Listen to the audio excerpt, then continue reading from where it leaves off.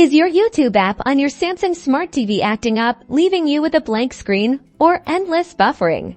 Don't worry, we're here to get you back to your favorite videos in just a few simple steps. First, let's try the quickest fix. Navigate to your Samsung Smart TV settings menu.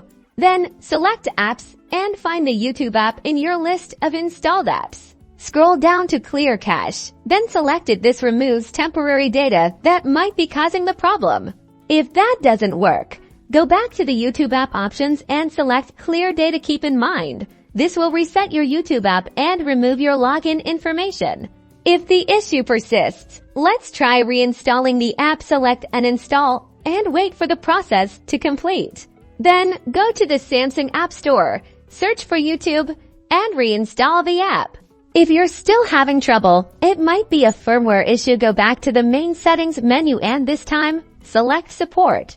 Then select Software Update and choose Update Now. Make sure your TV is connected to the internet for this step.